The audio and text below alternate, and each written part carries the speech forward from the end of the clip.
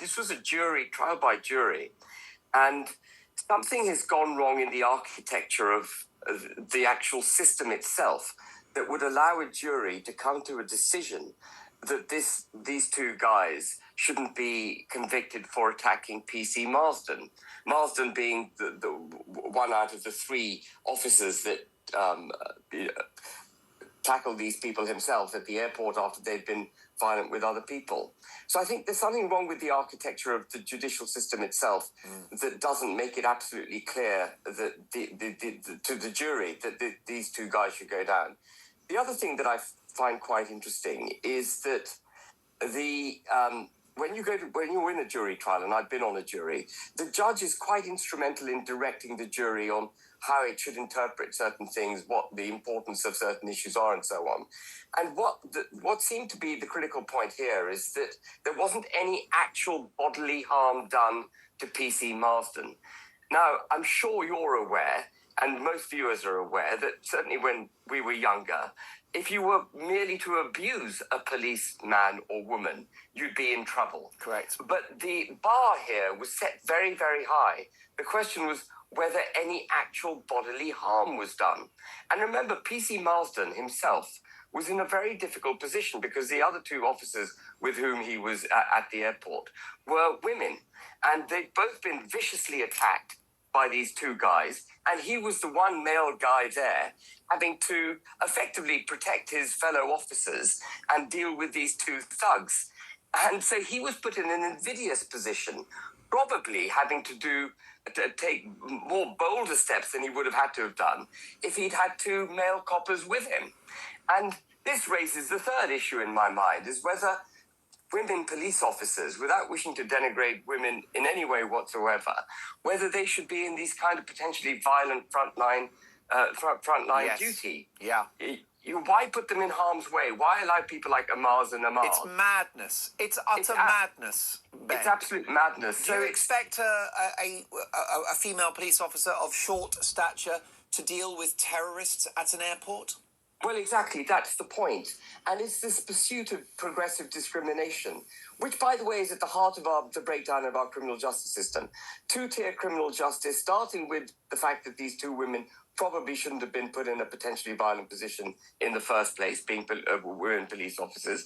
The second being that the presumption seems to be in favor of the ethnic minority against the white police officer, who actually was not just protecting himself, trying to subdue two people who committed violence against others, but trying to protect his two female police officers next to him.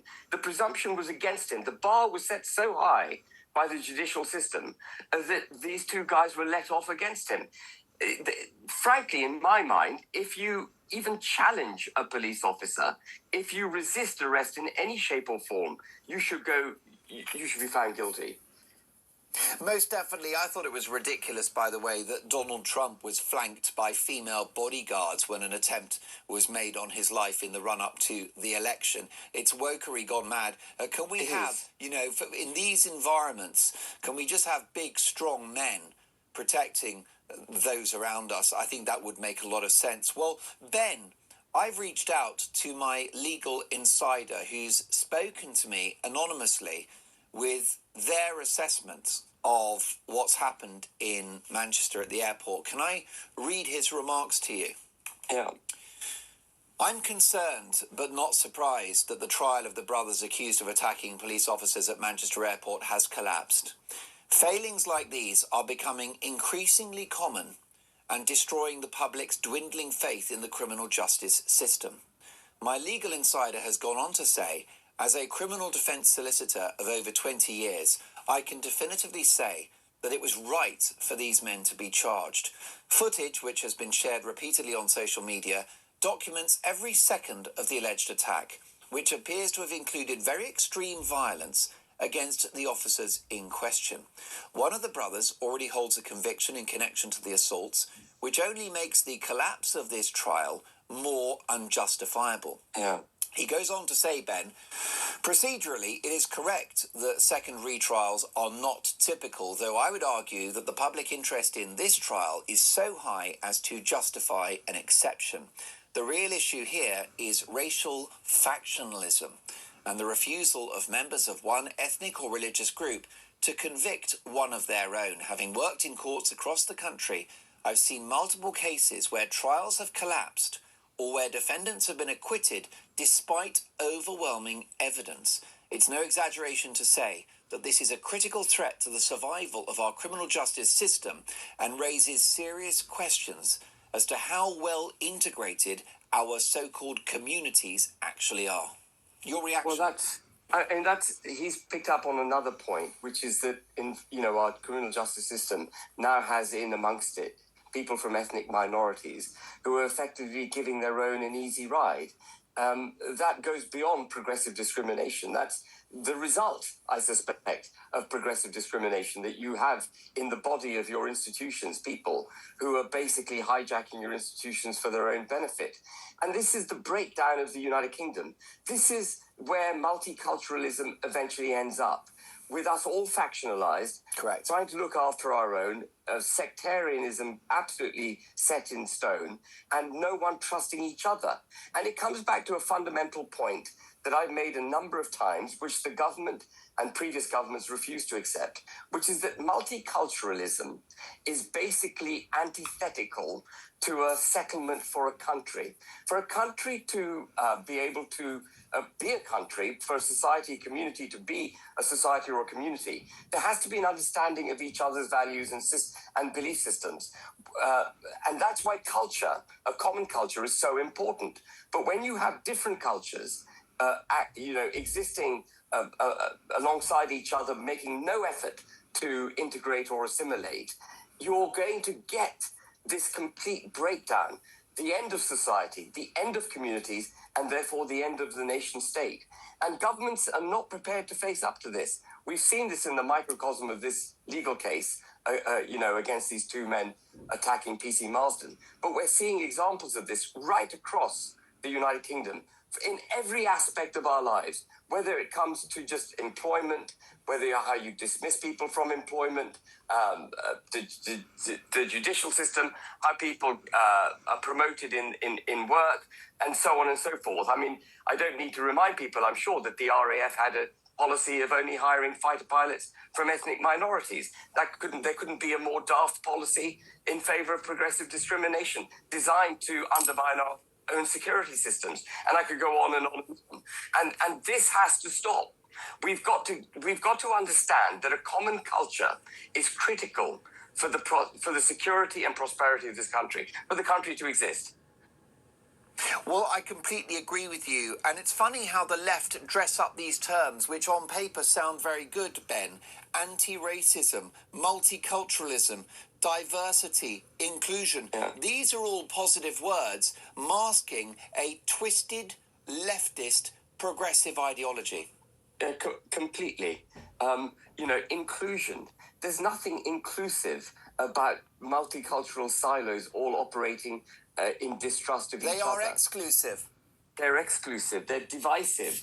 There's no inclusion here. And that's what we've done to this country. And we've seen it in the trial of these two men who attacked PC Marsden. And it's interesting, Ben, because you are a British man of ethnic background, and you can see this. And yet, what about those Islingtonites, the woke liberals, who are completely detached from reality? I don't get it. I sometimes think, Ben, that it is actually ethnic Brits that will save us. Well, funny enough, my father being Pakistani, my mother's English, my father being Pakistani, I think You're the best of both worlds, Ben. Well, it gives me a clear view of what's going on. And I know from my own experience the absolute critical importance of being assimilated, being part of that in which you wish to live. If you're not part of it, you become excluded. You can't be settled. You can't be happy. And if you can't be settled, you can't be happy, distrust creeps in and prosperity breaks down.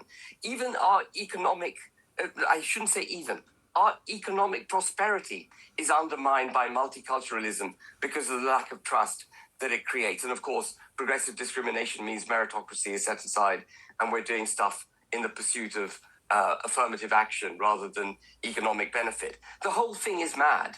And you can speak to any Pakistani in Pakistan and they will tell you how important national identity is, how important their national culture is. It's only in the United Kingdom that we've forgotten the critical importance of it.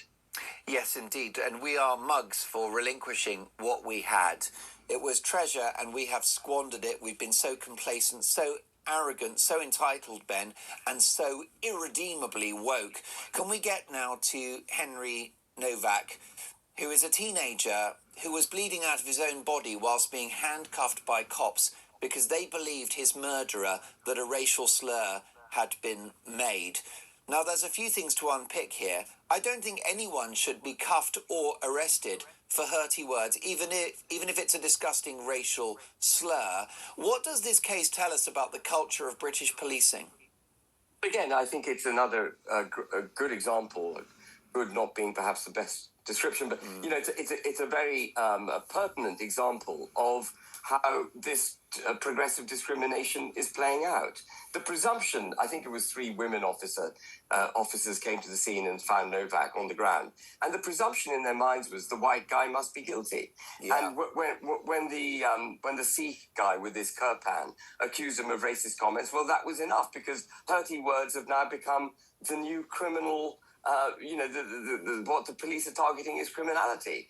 And Hurty, he didn't apparently say anything racist, by the way. No. But even if he had, even if he'd said repugnant things, abhorrent things that you and I would find unacceptable in polite society, that is no excuse to get a knife out and stab the guy. And the police, having been confronted by Novak, having seen Novak on the ground pleading for them to look at his wounds and for protection, they should have done something in his favor. In fact, I understand they laughed at him. And that is just, that is repugnant. That is repugnant, that they laughed at this man who died a few moments later. It also demonstrates the selective moral blindness of the woke left, doesn't it? And how unempathetic these people are, Ben, that you can be so blinded by ideology that you don't notice or won't acknowledge a man literally bleeding out of his own body, who says, I can't breathe, who says that he's been stabbed. Their answer, I don't think so.